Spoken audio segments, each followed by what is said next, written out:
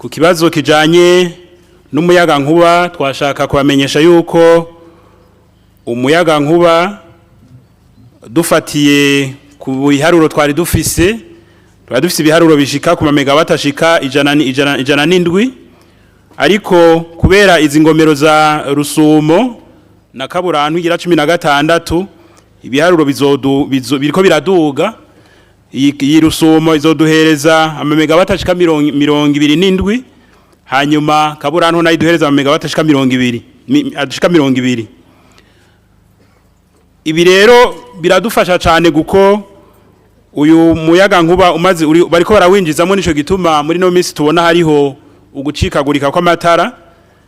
Rusumo yaratanguye kwinjiramwo, haragema akabazo gatoyi guko bacinjizamwo hari imashini imwe yagize ikibazo, ariko ubu byatoye umuti. Twaza yuko mu minsi hazobaho umwanya wo kugurura uru rugomero bimwe twita ko byiharije. Ku muyaga nkuba wa Kaburantu naho nyene twaratanguye kwinjiza mu vyuma. Twibaza yuko iyi miyaga nkuba ibiri izofasha kugira ngo ikibazo c'amatara gishore gutora umuti, ariko hariho n'izindi ngomero za jiji Murembwe nazo nyene turiko turakorera ko kugira ngo mu minsi iri imbere nazo nyene zinjiyemwo ikibazo c'amatara kizoheze gitore umuti burundu. Guhuza iyo mihora ibikorwa mwibaza ko bizorangira ryari kugira ngo abantu biruhutse baronka umuyaga nkuba?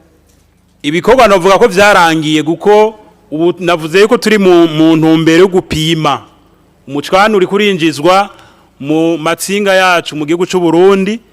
Ni naco gituma tugira tuti twaratanguye gupima bimara mu bisanzwe amezi 3. Kuri Rusumo tumaze kugira amezi bihasigaye ukwezi kumwe. Tubaza yuko mu kwezi kwa gatanu uko kuri imbere ariho bazokugurura uyu mucanwa hahandi abakorana kugira ngo bagire umugi wa kugurura mugabo uri mu mucano twamaze kuronka hamwe n'umucano wa Kaburantu nawe nyene turiko turawupima twinjizamwo.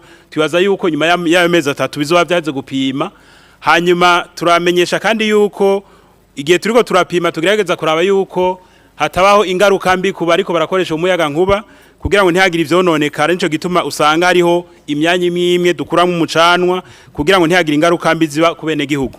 Umuyobozi w'ishirahamwe Regidezo yari yamenyesheje abene gihugu ko mu mpera z'uku kwezi kwa gatatu ibikorwa bizoba vyarangiye. Mwasanze bidakunda? Oya,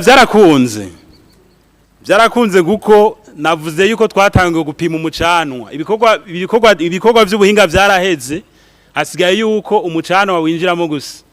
Ivyo rero novuga nta kindi gisigaye. Ibi byo gupima bimaze guhera umucanwa tuba tufise wose, ahubwo duhamagarira abafise amahinguro n'ibindi bakora by'ubuhinga ko bo kwitunganya kugira ngo ejo canke hirya yejo baje mu mugambi guteza imbere igihugu.